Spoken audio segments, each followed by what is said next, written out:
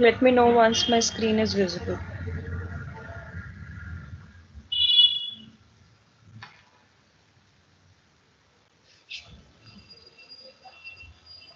Yes, ma'am, it's visible. Okay. So we are basically discussed the present value and future value calculations for ordinary annuity, right?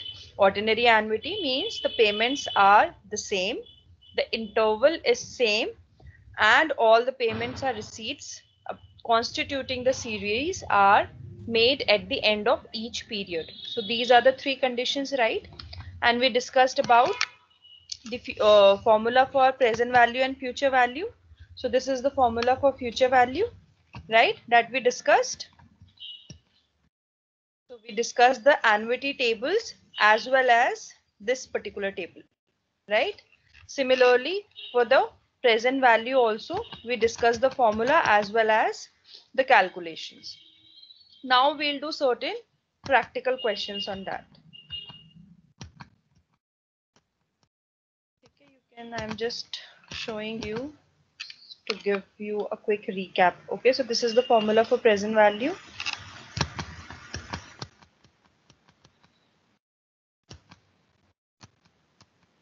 In the last class, we solved this particular problem in which we calculated n using the log, right? So this is the next problem that we'll do today. Okay, so just read this question and then we'll start. एक बार ये read करो and try to attempt it, right? Try to identify what is actually given and what is the requirement. Okay, so just read the question very carefully.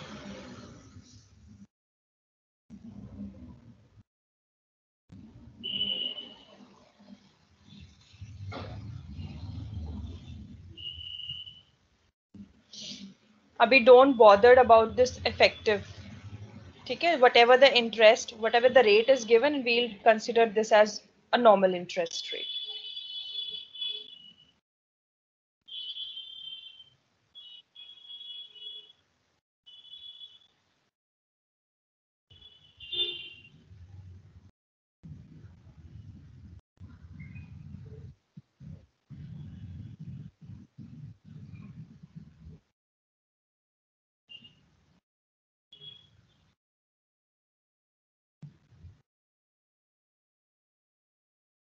So what we need to do, anyone who wants to explain this question?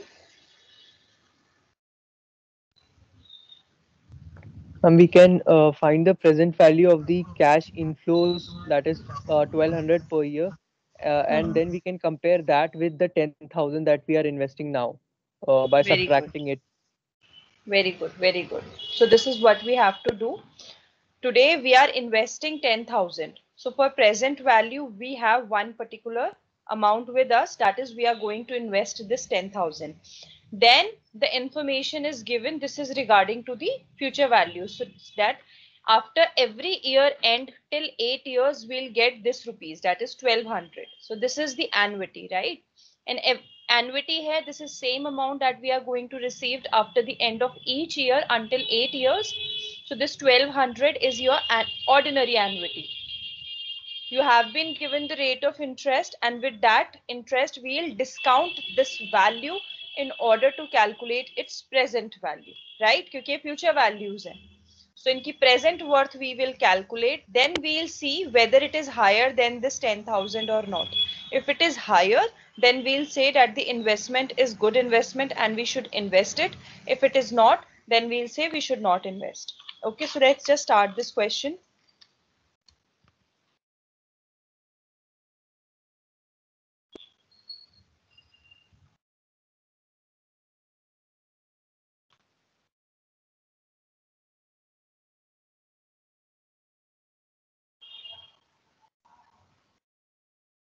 Sorry. Yeah, Excel.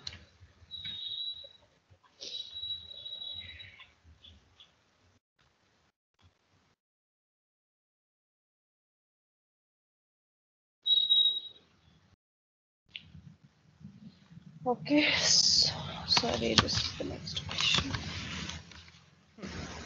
So investment एक हमें 10,000 है, उसके बाद R is given as 1200, right? After every year end, N is 8 years, and your interest rate is 8%.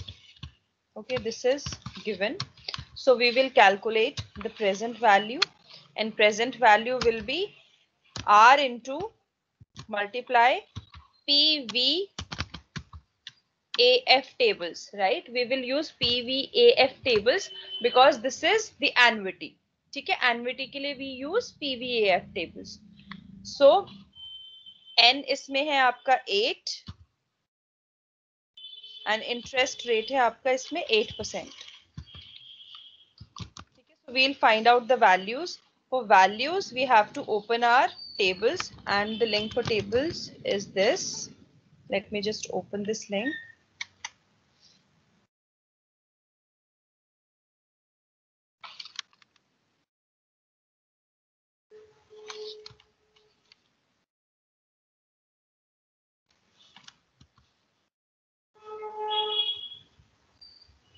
Okay, so this is future value, then this is present value, and this is for annuity. Okay, let me just increase its size. ठीक है, so हमारा rate of interest कितना है? कितना rate of interest है हमारा? 8%. Yes, ma'am. 8% है हमारा interest rate, और years भी हैं हमारे 8. So this is 8% for 8 years. This. ठीक है, so this is our PVF 5.746. value. Right, 5.7466. So we'll just copy this value and we will paste up here. Okay, R हमें पता है हमारा R क्या है? 1200. So 1200 multiply the present value of annuity factor for 8 years with 8% interest rate. So इसकी value हमने table से निकाल ली. So इसकी value आ रही है 6,895.92. ठीक है, so in case we are investing our amount 10,000 today, after the end of 8 years we will get this value. This value is actually less than that particular amount, right? It is less by 3,104.08. So we in that particular situation, it is not worthwhile to invest, right? 10,000 is actually a better amount. We should keep 10,000 as it is instead of blocking our amount for 8 years because it is not going to give us enough interest. Okay, so इसमें जो आपका question था कि find out whether the investment is worthwhile, so we say that it is not worthwhile. Clear this question? Any doubts to anyone?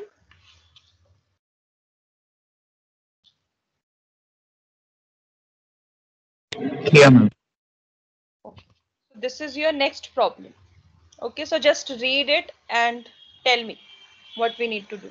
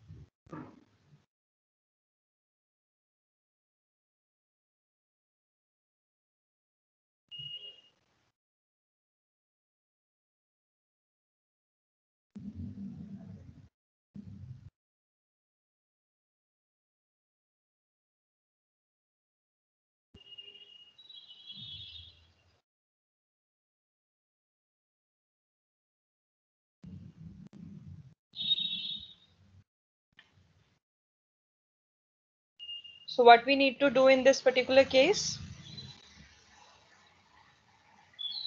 Like the last one, ma'am, here also the annual savings is in the form of annuity. So we have to find present value of both the machines' annual savings and then compare with its cost.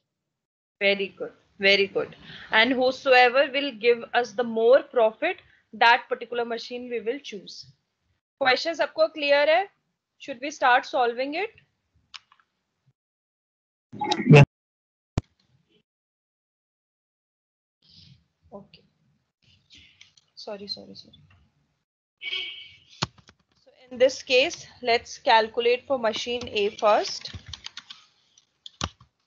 Okay, so machine की cost जो है that is 25,000.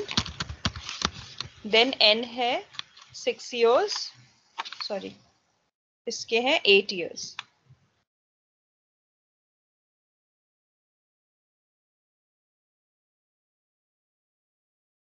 So इसके हैं 8 years. Then savings machine A की है 5,000. So इसकी जो savings है that is in the form of annuities 5,000 and interest rate is 7% per annum.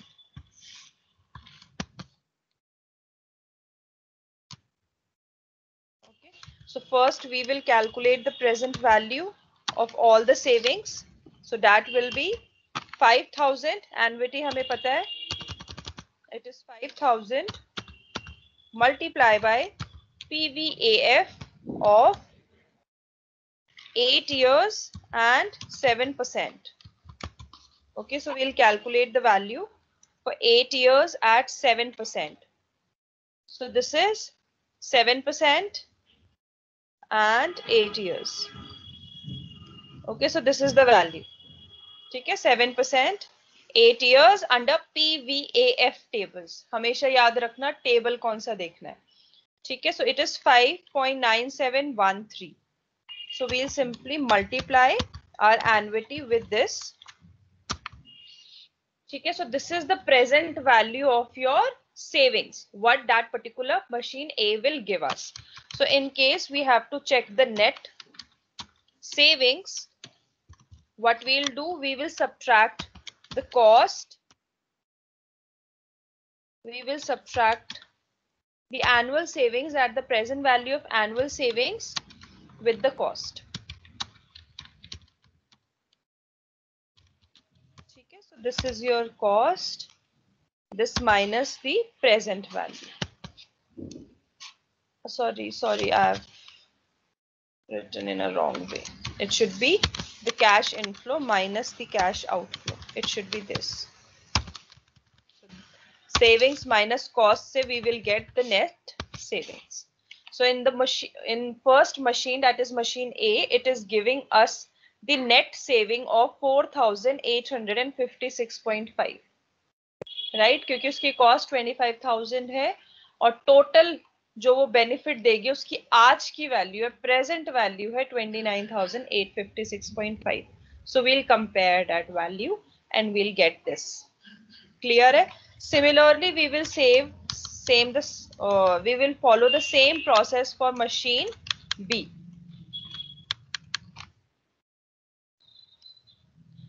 Okay, so machine B cost कितनी है? 28,000. यूजफुल लाइफ है उसकी 6 years. बेनिफिट दे रही है वो 5,500 जो हर साल की सेविंग्स वो दे रही है. एंड आई सेम हमारा 7 है. So it will be now 6 years 7% interest. Now we will again look for the value. It is 7% for 6 years. So this is the value. ठीक है, 7% 6 years. Now this is the value. We'll simply multiply 5,500 with this amount. Okay, so this is, इसमें ऊपर भी आपका 5,500 आएगा because इसकी ये savings है. So when you subtract the savings with the cost, you are actually realizing that you will incur a loss. अगर आप फ्यूचर वैल्यू की सेविंग्स की आज वैल्यू निकालोगे तो वो कम है उसकी कॉस्ट से.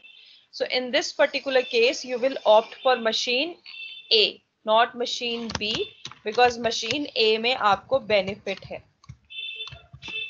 क्लियर है ये सबको? या आपके मतलब इस लेवल के क्वेश्चंस आते हैं आपके पेपर में? सो ये क्वेश्चन क्लियर है? Anyone having any doubts?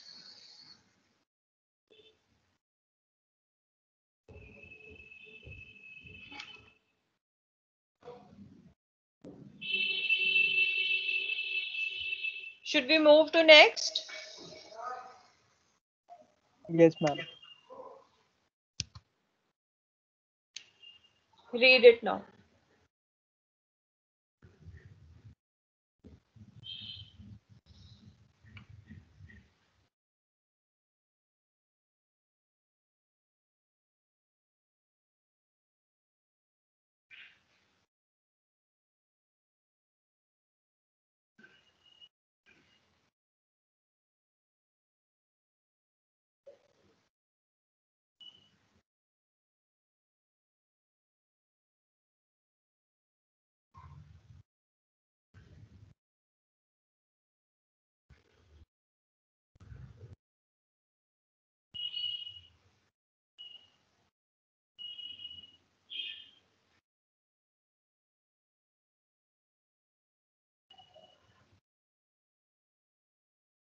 So what we need to do now?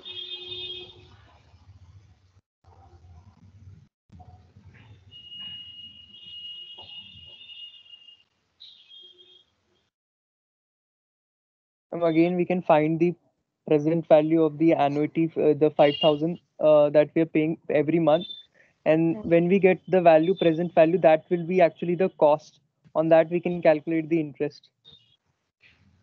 Okay, then we'll subtract this from 1,50,000 in order to calculate the interest, right? Yes, ma'am. सबको clear है question? Should I explain the question or should I start just with the solution?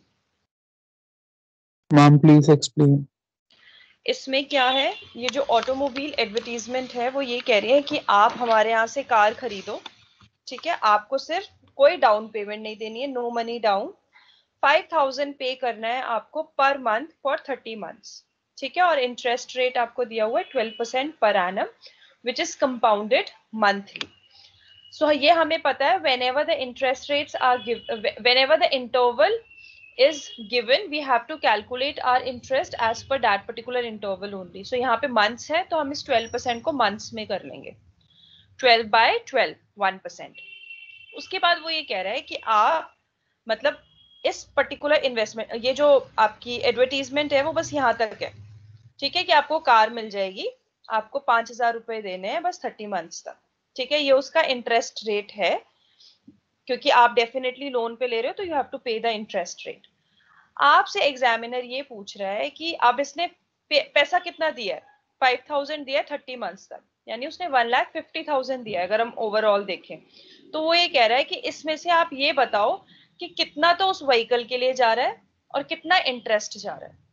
बस आप हमें ना इसका मतलब bifurcation दे दो कि ये जो इसने पूरा 1.5 लाख अमाउंट पे करा है, इसमें से कितना इंटरेस्ट को जा रहा है और कितना उसका एक्चुअल में प्रिंसिपल है, उसकी व्हीकल की कॉस्ट क्या है एक्चुअल में. सो इस केस में हम सबसे पहले इस 5,000 इंटू 30 मंथ्स की हम प्रेजेंट वैल्यू निकालेंगे, ठीक है, कि ये जो पे कर रहा है इसकी एक्चुअल में आज की डेट में प्रेजेंट वैल्यू क्या है. जो भी प्रेजेंट वैल्यू होती है that will be definitely without any interest, right, क्योंकि आज की अगर मैं कोई वैल्यू निकाल रही हूँ तो वो बिना इंटरेस्ट की होगी. इसका मतलब जो मेरे पास वो जो वैल्यू आएगी वो कॉस्ट आएगी व्हीकल की. जब मैं उसको जो मैंने पे करा है 1,50,000, when I will subtract that particular cost I will get the interest amount, ठीक है. So the examiner is saying कि जो इसने पूरा 1,50,000 पे करा है, ठीक है, उसकी आज की डेट में क्या वैल्यू होगी. और उसने ऑलरेडी कहा है कि आपको पीवीएफ टेबल्स में भी जाने की जरूरत नहीं है, उसने ऑलरेडी आपको वैल्यू भी दे दी है, टेबल की वैल्यू, ठीक है. सो ये कैसे कैलकुलेट करना है,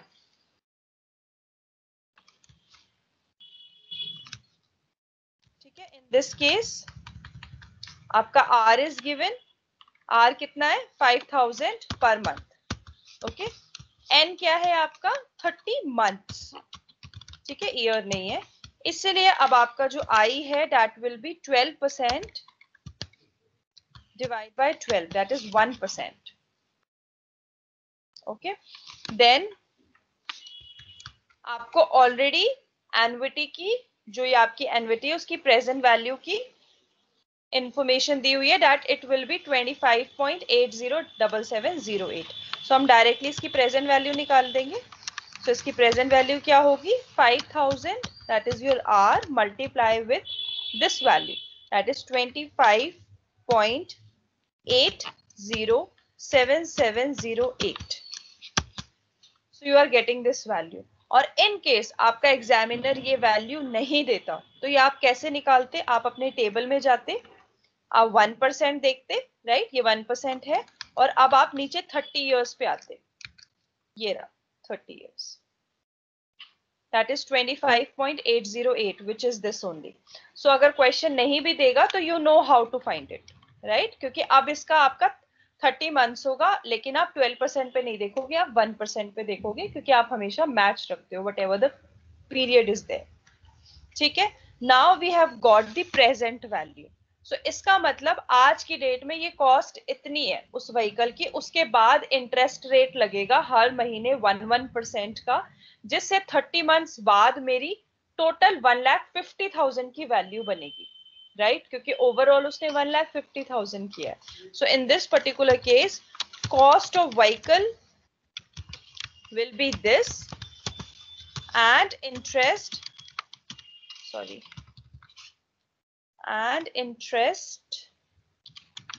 will be 1,50,000,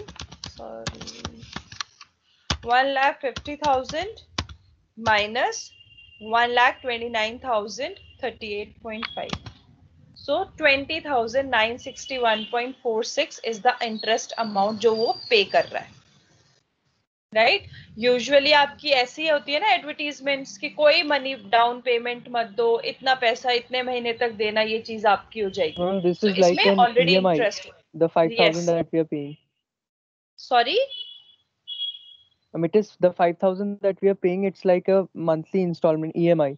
yeah, it is a monthly EMI which includes some portion of the principal and some portion of the interest, right. ऐसे ही पे करते हैं हम नॉर्मल अपने रियलिटी में. whenever take a loan we always have to pay some kind of amount every year or every month or every quarter, whatever the contract is there. so उसमें अब हमेशा आपका इंटरेस्ट भी होता है, आपका कुछ प्रिंसिपल भी होता है. सो इन दिस केस वो अगर आपको ऐसे गिवन है तो अब आपको पता है कि आप उसे कैसे कैलकुलेट करके यू एक्चुअली इवेलुएट इट, कि आप कितना इंटरेस्ट पे करोगे. अब कभी भी ऐसे कोई एडवर्टीजमेंट या कुछ होगा तो आपको पता है कि आप कैसे उसकी आज की डेट में वैल्यू निकालोगे, फिर you can compare it with the cost and you can see कि वेदर, मतलब मैं एक्चुअल में मेरे को प्रॉफिट होगा इस पर्टिकुलर इन्वेस्टमेंट में या नहीं होगा. जैसे LICs होती हैं आपकी, ठीक है, जैसे आपको पता है कि आपको प्रीमियम देना है, इतने साल में दूंगा, फिर मैं नहीं दूंगा, फिर मुझे इतना मिलेगा. Now you know how to calculate it. You have the table values, present value tables, you have the future value tables. You can actually take that particular value to a certain point of time when it is comparable. ठीक है, अब आपको दोनों point पे ले जानी आती है, प्रेजेंट पे भी आती है, फ्यूचर पे भी ले जानी आती है. सो अब आपको पता है how can you evaluate actually कोई भी अगर इन्वेस्टमेंट प्रपोजल है तो.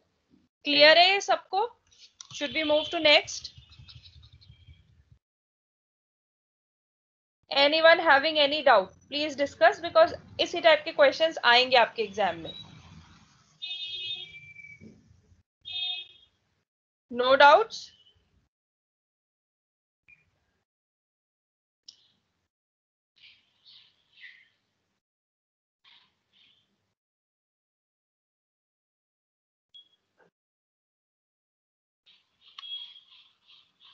Should I move to next? बोल दिया करो भाई.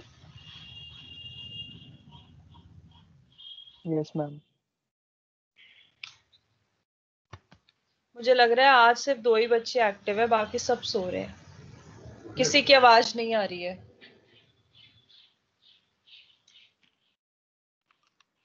How many students are there in the meeting? 22 students are here. 46 students are here. और सिर्फ मुझे ऋतिक और नारायण की आवाज आ रही है, और किसी की आवाज नहीं आ रही मुझे. Are you guys able to cop up? with what I am teaching today?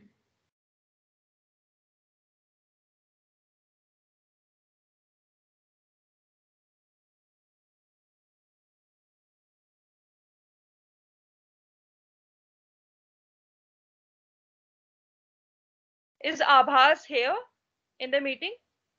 Yes, ma'am. बेटा बोल क्यों नहीं रहे हो कुछ? मैम हम बोल रहे हैं. मैं इससे पहले जब पूछ रही थी क्वेश्चन समझ में आ रहे हैं? हम आ रहे हैं मैम. नेट नहीं चल रहा था. माइक कर रहा हूँ, वो ऑन ही नहीं हो रहा. अच्छा चलो ठीक है, तुम्हारा नेट नहीं चल रहा तो Arushi, are you able to cop up?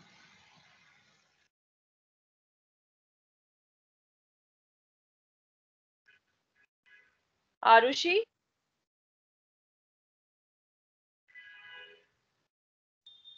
she is not here. Okay, Astha, Yes, ma'am. are you able to cop up? Yes, ma'am. फिर बोलते क्यों नहीं हो आप? That ma'am, we are good to go. Please move next.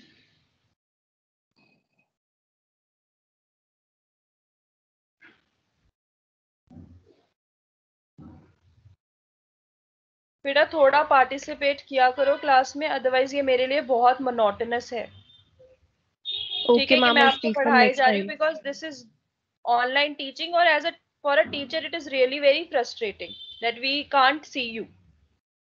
तो समझ नहीं आता है whether the student is actually reading or the person is actually going along with me or not. So please be little bit open and please start sharing.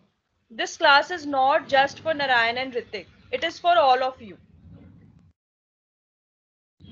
Next time से I'll take attendance in between. ठीक है, let me tell you, this is my last warning to your class. अगर आप लोग actively participate नहीं करोगे, मैं randomly किसी भी बीच में I'll just take the attendance. और उसके बाद फिर बोलते रहना मैम मेरा नेट इशू था, मेरा वो इशू था, मेरा वो इशू था. I'll not consider.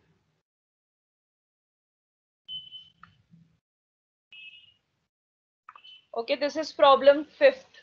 ध्यान से पढ़ो इसे, ठीक है? और एक्सेप्ट नारायण एंड ऋतिक, मुझे इसका आंसर चाहिए.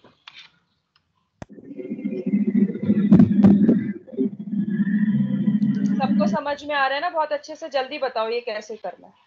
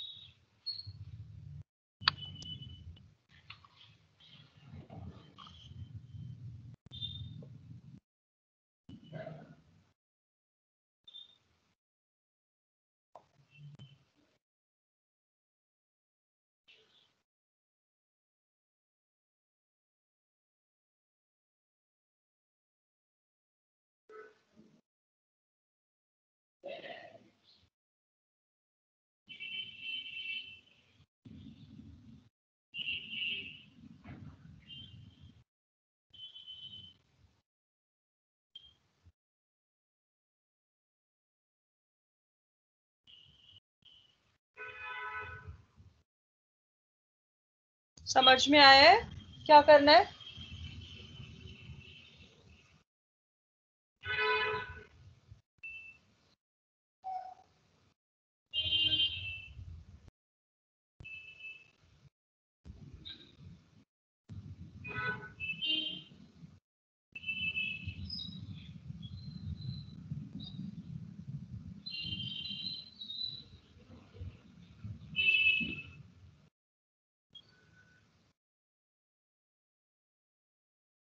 Anyone who wants to explain this to me apart from Narayan and Ritik?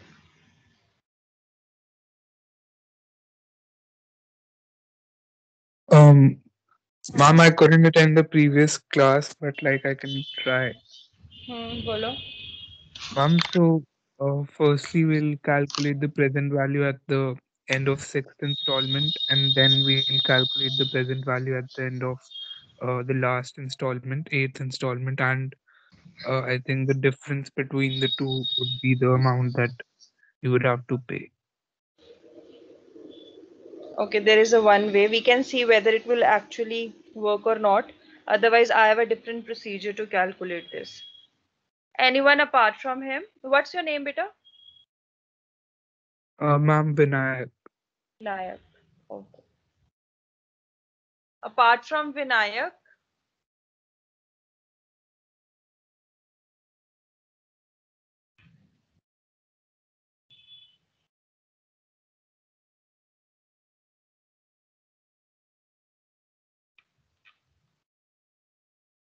no one? चलो समझते हैं इसको क्वेश्चन को पहले। इस क्वेश्चन में एक पर्सन ने बोरो करे हैं 2,50,000 at the rate of 9% compounded annually. ठीक है, और उसने जब लिया था उसने ये बोला था कि वो 8 इक्वल एनुअल इंस्टॉलमेंट्स में उसको पे कर देगा। ठीक है, सो हमें एक्चुअल में एनुअल इंस्टॉलमेंट्स नहीं given, right, annuity amount is not given. हमें बस ये क्वेश्चन में पता है कि उसने ऐसा बोला कि 8 इक्वल इंस्टॉलमेंट्स में वो पे कर देगा। However, at the end of sixth installment, the individual elects to pay off the loan. ठीक है, so how much he has to pay in order to settle the account? This is the problem that we have.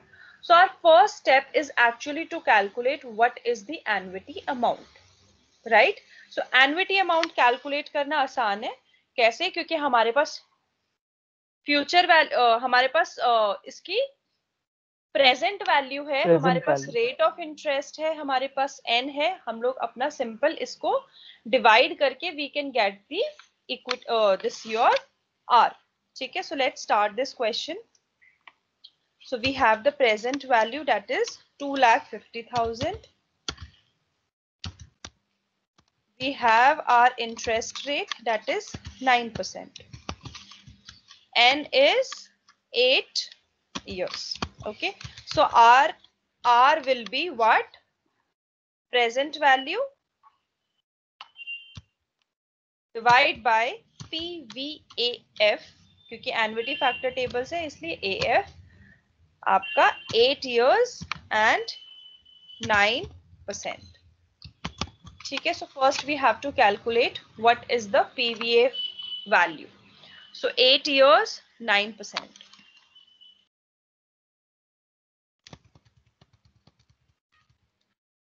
So 9%, 8 years.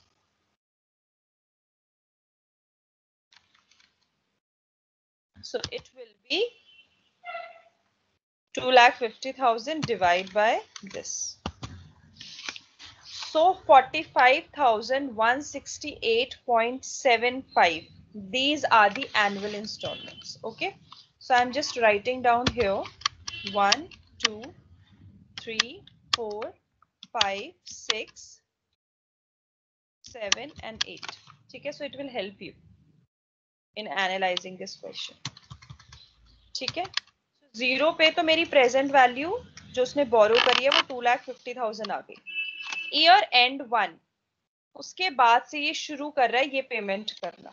Okay, तो देखो मैंने आपको जो computer application में दिखाया था, सो मैं डायरेक्टली इसको वैल्यू पेस्ट कर लूंगी। ठीक है, ये पेस्ट स्पेशल से, उसके बाद मैं इसको ड्रैग करके कंट्रोल R कर दूंगी, इसकी रेप्लिकेट वैल्यू निकाल दूंगी। तो मुझे ये पता चल गया कि हर साल मुझे एंड में ये पे करना है।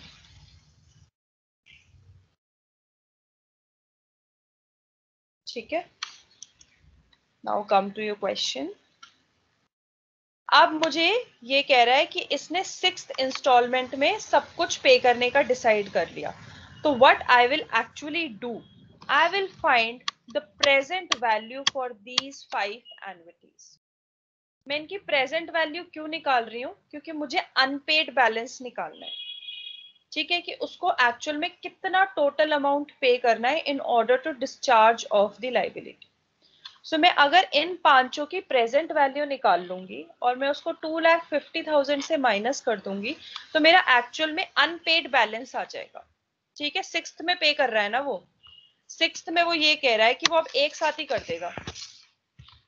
ठीक है, यहाँ पे हमें एक्स निकालना है कि उसे एक्चुअल में कितना पे करना है जिससे सिक्स्थ ईयर के एंड में, जिससे उसकी पूरी डिस्चार्ज ऑफ हो जाए।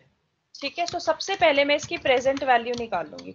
अब ये मेरी सारी क्या है, आपकी फ्यूचर वैल्यूज है। अब आपको इसकी प्रेजेंट वैल्यू निकालनी है। सो प्रेजेंट वैल्यू निकालने के लिए क्या होता है आपका r multiply by PVAF। Now this is for 9% with n number of years. So n क्या है 5, 5 वैल्यू नीचे ला रही हूँ ना, यहां से नीचे ला रही हूँ ना, तो 5 है अब। सो अब देखो आपकी 9% पे 5, 9% पे 5 है आपकी ये अमाउंट। ठीक है, दिस अमाउंट। सो इसको मैं मल्टीप्लाई कर दूंगी अपनी आर से। मेरा आर क्या है, ये 45,168.75 मल्टीप्लाई बाय दिस। तो मेरी फिफ्थ ईयर के बाद ये मेरी प्रेजेंट वैल्यू आ गई आज की डेट में, और मेरी इनिशियल प्रेजेंट वैल्यू ये थी। सो अब मेरा अनपेड बैलेंस क्या आया है, unpaid balance after year end 5। Year के एंड के बाद मेरे पास कितना बैलेंस बचा, 2,50,000 माइनस 1,75,692.9। सो मेरा ये अनपेड बैलेंस बचा है। ये अनपेड बैलेंस कब बचा है मेरा, एक्चुअल में फिफ्थ ईयर के एंड में। ठीक है, ये मेरा बैलेंस अभी बचा हुआ है जो मुझे पे ऑफ करना है। अब मैं क्या कर रही हूँ, मैं इस वैल्यू को लेके जा रही हूँ नेक्स्ट ईयर पे, जिससे मेरे को टोटल डिस्चार्ज जो मेरा एक्स है वो पता चल जाए। मैंने पहले यहां से इसकी प्रेजेंट वैल्यू निकाली, प्रेजेंट वैल्यू से मैंने अनपेड बैलेंस निकाला। अब अनपेड बैलेंस मुझे पता चल गया है। अब इससे मुझे नेक्स्ट ईयर पे जाना है। ठीक है, जब नेक्स्ट ईयर पे जाते हैं तो क्या फॉर्मूला लग जाता है, अब मेरे को क्या कैलकुलेट करनी है, मेरी future value.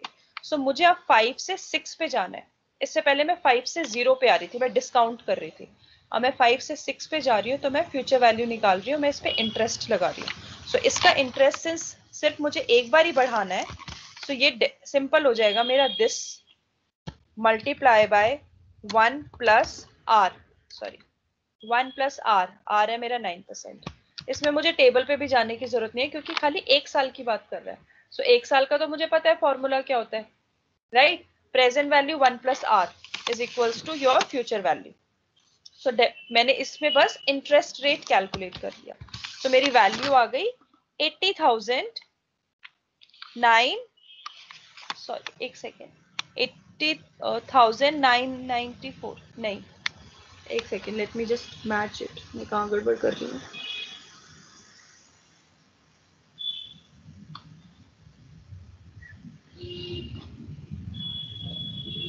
That 74,000 is also wrong. हाँ ये मैच नहीं, दिस इज राइट, 74,000 ही तो आएगा। मैंने फ्यूचर वैल्यू तो सही कैलकुलेट किया, फिर मैच क्यों नहीं कर रहा है। This and this 1.6794। अगर मैं फ्यूचर वैल्यू पे जाऊं,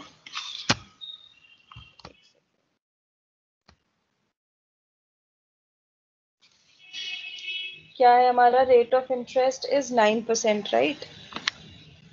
9% for, oh sorry sorry sorry, एक सेकेंड, मैंने अनपेड बैलेंस निकाला है यहाँ पे ना। मैंने ये वैल्यू निकाली है कि मेरा एक्चुअल में unpaid balance after year end कितना होगा, तो मुझे इसको भी एन टाइम्स आगे करना पड़ेगा। हाँ ये वैल्यू ना आपकी यहाँ नहीं आएगी, एक्चुअल में मेरी अंडरस्टैंडिंग रॉन्ग है। मैंने अभी भी present value of unpaired balance निकाला है, बैलेंस आफ्टर ईयर एंड, यही निकाला है ना मैंने। एक सेकेंड, मैंने इसको मल्टीप्लाई करके निकाला है कि मेरी इन सब एन्युइटीज की आज की डेट की ये वैल्यू है, फिर मैंने इसको सब्ट्रैक्ट किया है और मेरा अनपेड बैलेंस आ गया। ठीक है, अब इस अनपेड बैलेंस को मुझे 6 टाइम्स आगे लेके जाना पड़ेगा, क्योंकि ये सब प्रेजेंट वैल्यू है ना, ये 5th ईयर एंड वैल्यू नहीं है, ये एक्चुअल में आपकी आज की, ये पूरा माइनस करके मैंने अनपेड बैलेंस पूरा निकाला है कि 5th ईयर के एंड के बाद इतना मेरा अनपेड बैलेंस है। सो उस अनपेड बैलेंस को मैं 6 टाइम्स आगे लेके जाऊंगी। सो 6 टाइम्स आगे लेके जाऊंगी, सो उसकी आपकी ये वैल्यू रहेगी, sorry not this, this is this one, annuity value. So this will be 9%. नहीं सॉरी यही रहेगी। एक मिनट प्लीज, मैं कंफ्यूज हो रही हूँ, बट मैं आपको क्लियर कर दूं। ये वैल्यू इसलिए रहेगी क्योंकि ये सिर्फ एक अमाउंट है। Now this is not annuity, getting my point. So we have to look for this table, that is future value interest factor table, क्योंकि अब सिर्फ एक वैल्यू को मैं 6 साल आगे लेके जा रही हूँ, ना कि एन्युटी को। सो मुझे इसकी ये वैल्यू लेनी पड़ेगी 1.6771, नॉट द एन्युटी। एन्युटी तब लेते हैं जब हर साल एक वैल्यू आगे सेम बढ़ती रहती है। मेरी अब एक ही वैल्यू है, तो अब मुझे इसको इससे मल्टीप्लाई करना पड़ेगा, फिर मेरी वैल्यू आएगी। So this will be, sorry, this minus this, and then you will, क्या कर रही हूँ मैं, with this minus this। तो अनपेड बैलेंस आ गया, इसको फिर मल्टीप्लाई करना है आपको फ्यूचर वैल्यू इंटरेस्ट फैक्टर से। सो ये अमाउंट आपको पे करना है, दैट इज 1,24,620। अब मैच कर रहा है मेरा, थोड़ा पॉइंट्स में है गड़बड़, but this is matching. So this is basically telling me कि सबसे पहले तो मैं एन्युटी की वैल्यू निकालूं।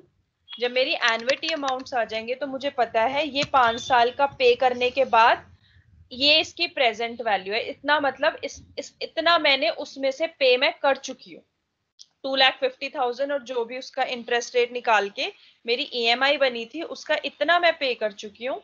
फिर मैंने सब्ट्रैक्ट करके अनपेड बैलेंस निकाला। अनपेड बैलेंस निकालने के बाद, क्योंकि मैंने प्रेजेंट वैल्यू निकाली है, मतलब 0 डेट पे वैल्यू निकाली है, अब मुझे इसको 6th तक लेके जाना है। तो मैंने उस पर्टिकुलर अमाउंट को 6 तक लेके जाने के लिए, क्योंकि सिर्फ एक अमाउंट था, इसलिए मैंने इस पे future value interest factor table से वैल्यू निकाली है, ना कि एन्युटी से। एन्युटी वाली निकलती है जब हर साल एक अमाउंट सेम चढ़ता रहता है, जब एन्युटी पेमेंट्स होती है। इस केस में ये एन्युटी नहीं है, ये सिर्फ एक अमाउंट है जो मुझे फ्यूचर तक लेके जाना है, इसलिए मैंने इसका इंटरेस्ट फैक्टर वाला टेबल लिया। Is this question clear? थोड़ा कॉम्प्लिकेटेड था, मैं भी कंफ्यूज हो गई थी, बट इस टाइप के क्वेश्चंस के chances are very less, but ऐसे क्वेश्चन आएंगे आपके। आपका इसमें ना एक और है, इक्वेशन ऑफ वैल्यूज करके टॉपिक, जो पूजा मैम करा रही है, ठीक है। जब वो करोगे ना, तो ये मतलब इस टाइप का क्वेश्चन और अच्छे से आपको समझ में आ जाएगा कि आपको हर चीज एक पर्टिकुलर डेट पर लेकर जानी है। उस क्वेश्चन में आपको पता चलेगा कि कैसे एक पर्टिकुलर आप डेट डिसाइड करते हो, जिसपे आप सारी चीजों को, जितनी भी ट्रांजैक्शंस हो रही हैं, सब उसको उसी डेट पे ले जाके एक इक्वेशन बना देते हो। सो ये भी क्वेश्चन उसी टाइप का है, बट थोड़ा सा इंटरेस्टिंग था, इसलिए मैंने आप लोगों को करा दिया। किसी को डाउट है या क्लियर हो गया ये क्वेश्चन? मैम क्या आप वापस एक्सप्लेन कर सकते हो प्लीज? एक सेकेंड करते रुको, पहले ना एक बारी just read the question. Question ये कह रहा है कि एक पर्सन ने बोरो करे आज की डेट में, ये प्रेजेंट, कि उसने 2,50,000 किसी से लिए हैं, ये उसका 9% इंटरेस्ट है, ठीक है। और उसने पहले ही डिसाइड कर लिया कि मैं तुझे हर 8 साल में, हर ईयर एंड पे, मतलब 8 बारी तुझे इक्वल पेमेंट दूंगा। तो वो जो इक्वल पेमेंट देगा वो क्वेश्चन में मेंशन नहीं है, ठीक है, क्योंकि हमारी जो EMIs होती हैं वो हमेशा थोड़ा प्रिंसिपल होता है, थोड़ा इंटरेस्ट होता है। सो वो मेंशन नहीं है। तो सबसे पहले ना मैंने अपना एन्युटी अमाउंट निकाला है। सो अभी तक हम लोगों ने जो फॉर्मूला किया था, हम क्या करते थे, present value is equals to annuity multiply by the जो भी हमारी PVAF की वैल्यूज होती थी, जिससे हम प्रेजेंट वैल्यू कैलकुलेट करते थे। इस क्वेश्चन में क्या है, डायरेक्ट हमारे पास प्रेजेंट वैल्यू है, हमारे पास इंटरेस्ट रेट भी है, हमारे पास N भी है, ईयर्स। तो सबसे पहले मैंने अपना एन्युटी निकाल लिया कि मैं एक्चुअल में 8 साल में पे क्या करूंगी उसको इक्वल। सो ये मेरी आ गई equal annuity payment, that is 2,50,000 divide by PVAF of 8 years and 9%। सो जब आप PVAF टेबल्स, यहाँ पे AF टेबल्स इसलिए देखना है क्योंकि हम एन्युटी फाइंड आउट कर रहे हैं, राइट? हमारा ऑर्डिनरी एन्युटी है। जब हमने फाइंड आउट किया तो हमारी वैल्यू जो आई उससे हमने इसको डिवाइड कर लिया।